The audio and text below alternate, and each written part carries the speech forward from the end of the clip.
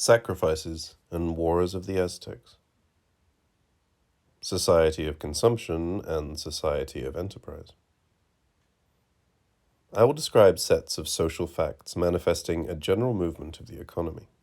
I want to state a principle from the outset. By definition, this movement, the effect of which is prodigality, is far from being equal to itself. While there is an excess of resources over needs, meaning real needs, such that a society would suffer if they were not satisfied, this excess is not always consumed to no purpose.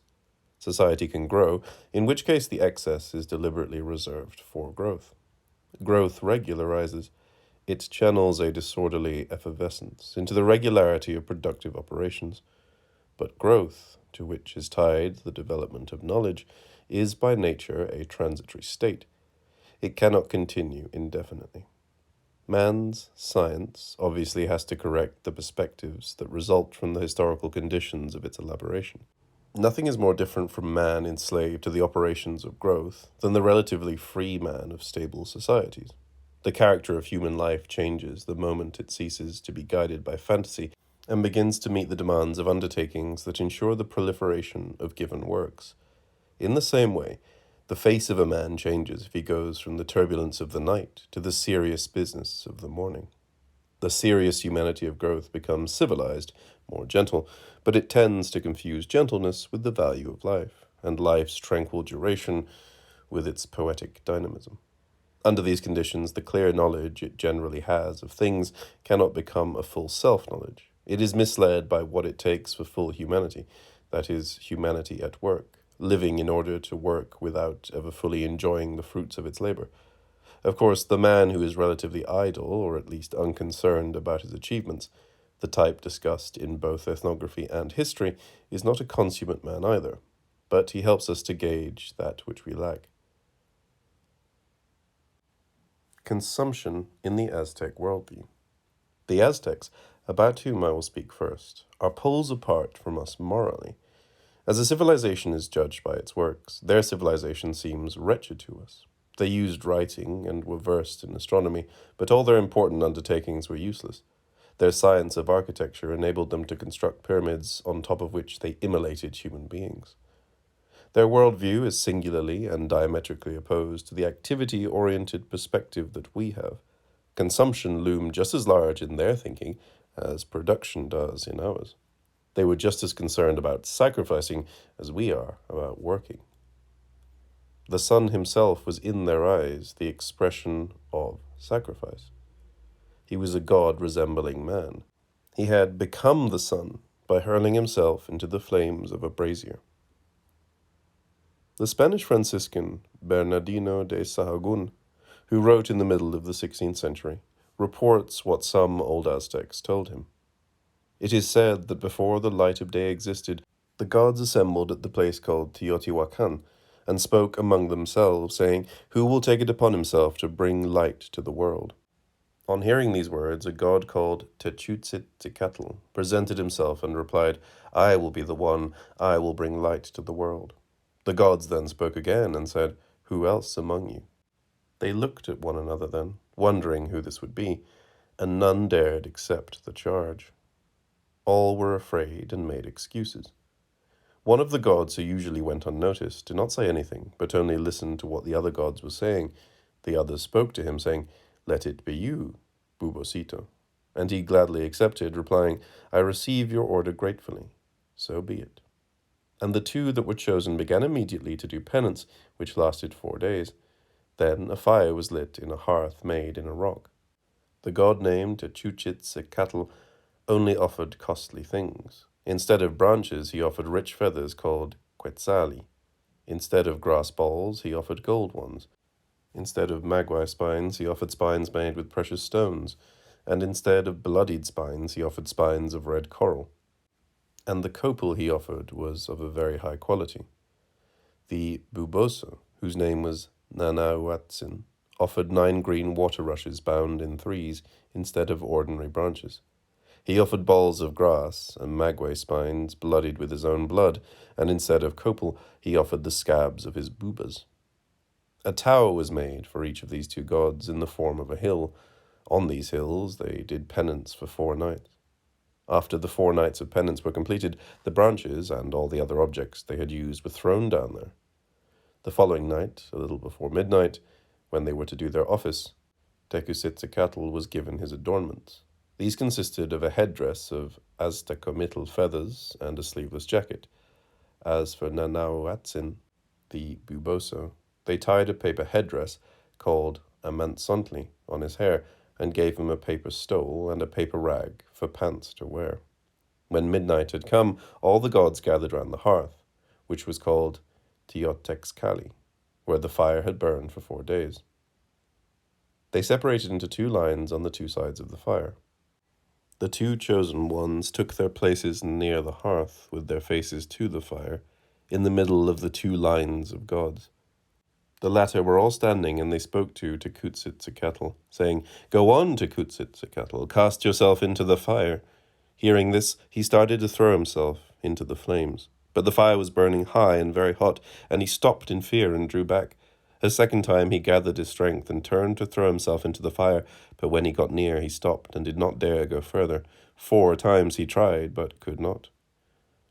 Now it had been ordered that no one could try more than 4 times, so when the 4 attempts had been made, the gods addressed Nanauatzin, saying, "Go on, Nanauatzin, it is your turn to try." As soon as these words were said, he shut his eyes and, taking courage, went forward and threw himself into the fire. He began at once to crackle and sizzle like something being roasted. Seeing that he had thrown himself into the fire and was burning, Tecutzitzicatl also cast himself into the flames and burned. It is said that an eagle went into the fire at the same time and burned, and this is why the eagle has scorched-looking and blackened feathers. An ocelot followed thereafter, but did not burn, only being singed, and this is why the ocelot remains spotted black and white. A short while later, having fallen on their knees, the gods saw Nanauatzin, who had become the sun, rising in the east. He looked very red, appearing to sway from side to side, and none of them could keep their eyes on him, because he blinded them with his light. He shone brightly with his rays that reached in all directions. The moon in turn rose up over the horizon. Because he had hesitated, Tecutzitzicatl shone less brightly. Then the gods had to die. The wind, Quetzalcoatl, killed them all. The wind tore out their hearts and used them to animate the newborn stars. This myth is paralleled by the belief that not only men, but also wars were created so that there would be people whose hearts and blood could be taken so that the sun might eat. Like the myth, this belief obviously conveys an extreme value placed on consumption. Each year, in honor of the sun, the Mexicans observed the 4 days of fasting that were observed by the gods. Then they immolated lepers who were like the buboso, with his skin disease. For in their minds, thought was only an exposition of actions. The human sacrifices of Mexico. We have a fuller, more vivid knowledge of the human sacrifices of Mexico than we do of those earlier times. Doubtless, they represent an apex of horror in the cruel chain of religious rites. The priests killed their victims on top of the pyramids. They would stretch them over a stone altar and strike them in the chest with an obsidian knife. They would tear out the still-beating heart and raise it thus to the sun. Most of the victims were prisoners of war, which justified the idea of wars as necessary to the life of the sun. Wars meant consumption, not conquest, and the Mexicans thought that if they ceased, the sun would cease to give light. Around Easter time, they undertook the sacrificial slaying of a young man of irreproachable beauty. He was chosen from among the captives the previous year, and from that moment he lived like a great lord. He went through the whole town very well dressed, with flowers in his hand and accompanied by certain personalities. He would bow graciously to all whom he met, and they all knew he was the image of Tezcatlipoca, one of the greatest gods, and prostrated themselves before him, worshipping him wherever they met him. Sometimes he would be seen in the temple, on top of the pyramid of Quetzalcoatl. Up there he would play the flute at night or in the daytime, whichever time he wished to do it. After playing the flute, he too would turn incense toward the 4 parts of the world and then return home to his room. Every care was given to ensure the elegance and princely distinction of his life. If, due to the good treatment, he grew stout, they would make him drink salt water to keep slender. 20 days previous to the festival, they gave this youth 4 maidens, well prepared and educated for this purpose. During those 20 days, he had carnal intercourse with these maidens. The 4 girls they gave him as wives, and who had been reared with special care for that purpose, were given names of 4 goddesses. 5 days before he was to die, they gave festivities for him, banquets held in cool and gay places, and many chieftains and prominent people accompanied him.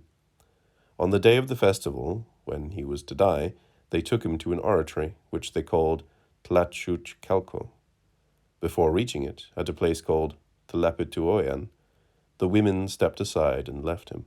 As he got to the place where he was to be killed, he mounted the steps by himself, and on each one of these he broke one of the flutes which he had played during the year.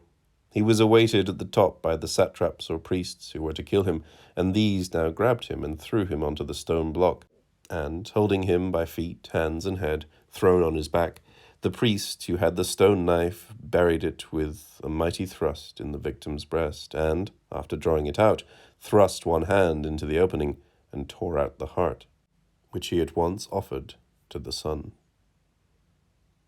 Respect was shown for the young man's body. It was carried down slowly to the temple courtyard. Ordinary victims were thrown down the steps to the bottom. The greatest violence was habitual. The dead person was flayed, and the priest then clothed himself in this bloody skin. Men were thrown into a furnace and pulled out with a hook to be placed on the executioner's block, still alive. More often than not, the flesh consecrated by the immolation was eaten. The festivals followed one another without interruption, and every year the divine service called for countless sacrifices. 20,000 is given as the number. One of the victims incarnating a god, he climbed to the sacrifice, surrounded, like a god, by an attendance that would accompany him in death. Intimacy of executioners and victims. The Aztecs observed a singular conduct with those who were about to die. They treated these prisoners humanely, giving them the food and drink they asked for.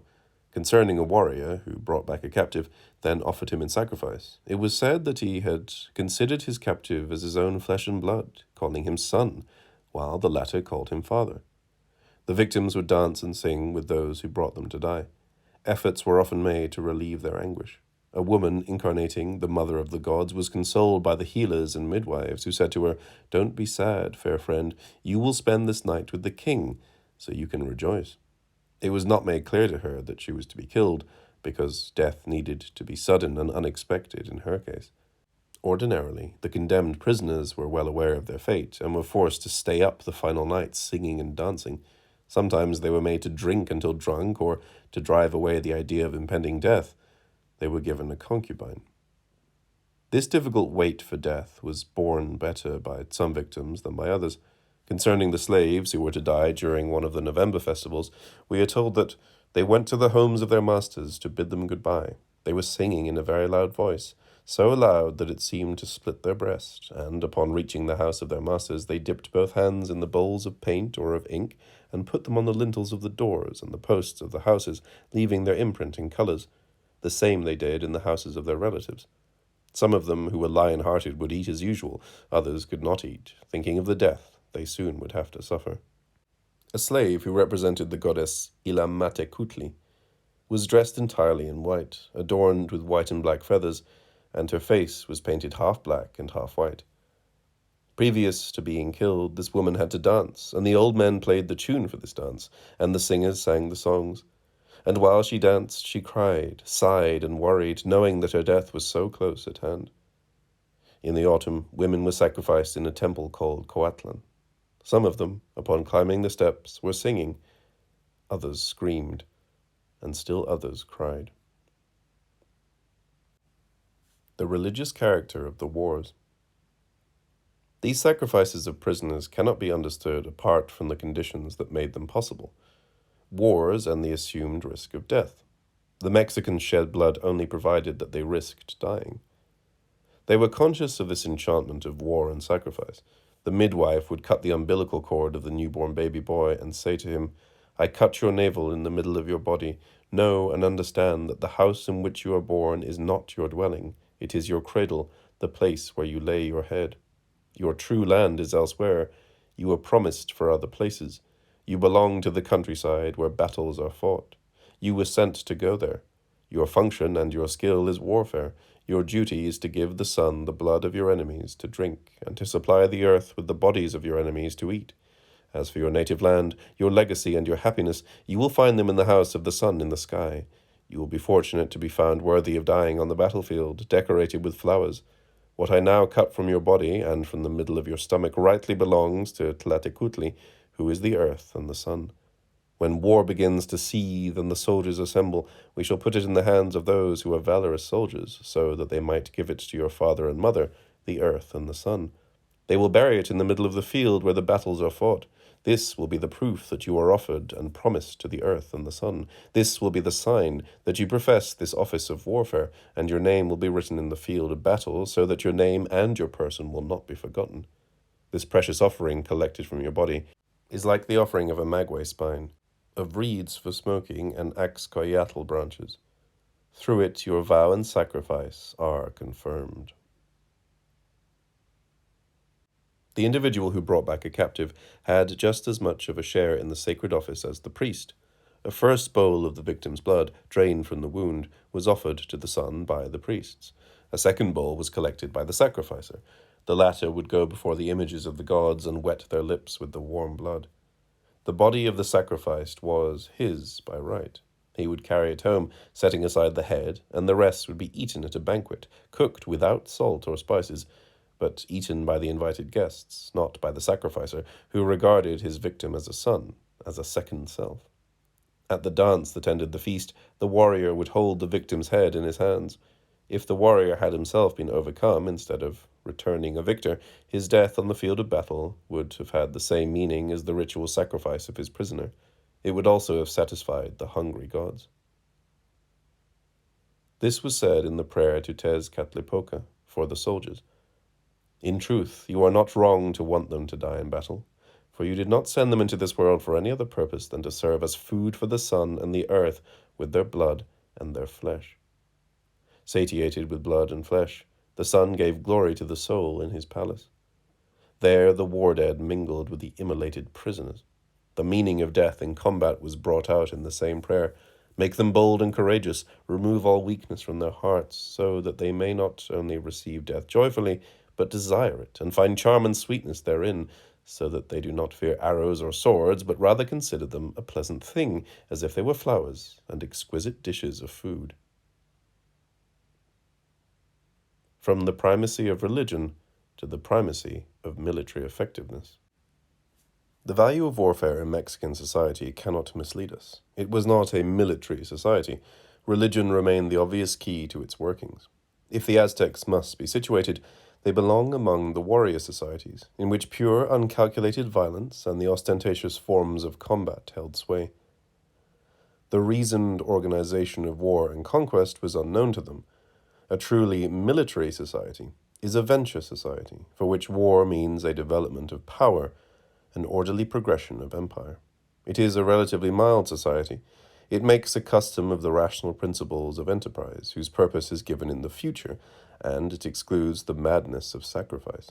There is nothing more contrary to military organization than these squanderings of wealth represented by hecatombs of slaves. And yet the extreme importance of warfare had brought about a significant change for the Aztecs in the direction of the rationality of enterprise, which introduces, together with the concern for results and for effective force, a beginning of humanity, as against the cruel violence of consumption. While the king remained in his palace, the court favored the victim, who was given the honors of a god, with one of the most solemn sacrifices of the year. There is no possibility of a mistake here. This was a sacrifice of substitution. A softening of the ritual had occurred, shifting onto others the internal violence that is the moral principle of consumption. To be sure, the movement of violence that animated Aztec society was never turned more within than without, but internal and external violences combined in an economy that put nothing in reserve. The ritual sacrifices of prisoners commanded the sacrifices of warriors. The sacrificed victims represented at least the sumptuary expenditure of the sacrificer. The substituting of a prisoner for the king was an obvious, if inconsequent, abatement of this sacrificial frenzy. Sacrifice or consumption? This softening of the sacrificial process finally discloses a movement to which the rites of immolation were a response. This movement appears to us in its logical necessity alone, and we cannot know if the sequence of acts conforms to it in detail, but in any case its coherence is evident. Sacrifice restores to the sacred world that which servile use has degraded, rendered profane. Servile use has made a thing, an object, of that which, in a deep sense, is of the same nature as the subject, is in a relation of intimate participation with the subject. It is not necessary that the sacrifice actually destroy the animal or plant of which man had to make a thing for his use. They must at least be destroyed as things, that is, insofar as they have become things. Destruction is the best means of negating a utilitarian relation between man and the animal or plant, but it rarely goes to the point of holocaust. It is enough that the consumption of the offerings, or the communion, has a meaning that is not reducible to the shared ingestion of food. The victim of the sacrifice cannot be consumed in the same way as a motor uses fuel. What the ritual has the virtue of rediscovering is the intimate participation of the sacrificer and the victim, to which a servile use had put an end. The slave bound to labor, and having become the property of another, is a thing, just as a work animal is a thing. The individual who employs the labor of his prisoner severs the tie that links him to his fellow man. He is not far from the moment when he will sell him. But the owner has not simply made a thing, a commodity, of his property. No one can make a thing of the second self that the slave is without, at the same time estranging himself from his own intimate being, without giving himself the limits of a thing. This should not be considered narrowly. There is no perfect operation, and neither the slave nor the master is entirely reduced to the order of things. The slave is a thing for the owner. He accepts this situation which he prefers to dying. He effectively loses part of his intimate value for himself, for it is not enough to be this or that. One also has to be for others. Similarly, for the slave, the owner has ceased to be his fellow man. He is profoundly separated from him, even if his equals continue to see him as a man, even if he is still a man for others. He is now in a world where a man can be merely a thing. The same poverty then extends over human life as extends over the countryside if the weather is overcast. Overcast weather, when the sun is filtered by the clouds and the play of light goes dim, appears to reduce things to what they are. The error is obvious. What is before me is never anything less than the universe. The universe is not a thing, and I am not at all mistaken when I see its brilliance in the sun. But if the sun is hidden, I more clearly see the barn, the field, the hedgerow. I no longer see the splendor of the light that played over the barn. Rather, I see this barn or this hedgerow like a screen between the universe and me. In the same way, slavery brings into the world the absence of light, that is the separate positing of each thing, reduced to the use that it has. Light, or brilliance, manifests the intimacy of life, that which life deeply is, which is perceived by the subject as being true to itself and as the transparency of the universe. But the reduction of that which is to the order of things is not limited to slavery. Slavery is abolished, but we ourselves are aware of the aspects of social life in which man is relegated to the level of things, and we should know that this relegation did not await slavery. From the start, the introduction of labor into the world replaced intimacy, the depth of desire and its free outbreaks, with rational progression, where what matters is no longer the truth of the present moment, but rather the subsequent results of operations. The first labor established the world of things, to which the profane world of the ancients generally corresponds. Once the world of things was posited, man himself became one of the things of this world, at least for the time in which he labored. It is this degradation that man has always tried to escape. In his strange myths, in his cruel rites, man is in search of a lost intimacy from the first. Religion is this long effort, and this anguished quest. It is always a matter of detaching from the real order, from the poverty of things, and of restoring the divine order. The animal or plant that man uses, as if they only had value for him, and none for themselves, is restored to the truth of the intimate world. He receives a sacred communication from it, which restores him in turn to interior freedom. The meaning of this profound freedom is given in destruction, whose essence is to consume profitlessly whatever might remain in the progression of useful works. Sacrifice destroys that which it consecrates. It does not have to destroy as fire does. Only the tie that connected the offering to the world of profitable activity is severed, but this separation has the sense of a definitive consumption. The consecrated offering cannot be restored to the real order. This principle opens the way to passionate release. It liberates violence while marking off the domain in which violence reigns absolutely. The world of intimacy is as antithetical to the real world as immoderation is to moderation, madness to reason, drunkenness to lucidity. There is moderation only in the object, reason only in the identity of the object with itself, lucidity only in the distinct knowledge of objects. The world of the subject is the night, that changeable, infinitely suspect night which, in the sleep of reason, produces monsters. I submit that madness itself gives a rarefied idea of the free subject, unsubordinated to the real order and occupied only with the present. The subject leaves its own domain and subordinates itself to the objects of the real order as soon as it becomes concerned for the future. For the subject is consumption insofar as it is not tied down to work. If I am no longer concerned about what will be, but about what is, what reason do I have to keep anything in reserve?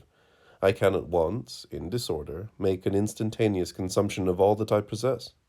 This useless consumption is what suits me, once my concern for the morrow is removed. And if I thus consume immoderately, I reveal to my fellow beings that which I am intimately. Consumption is the way in which separate beings communicate. Everything shows through, everything is open and infinite between those who consume intensely, but nothing counts then. Violence is released, and it breaks forth without limits, as the heat increases. What ensures the return of the thing to the intimate order is its entry into the hearth of consumption, where the violence no doubt is limited, but never without great difficulty.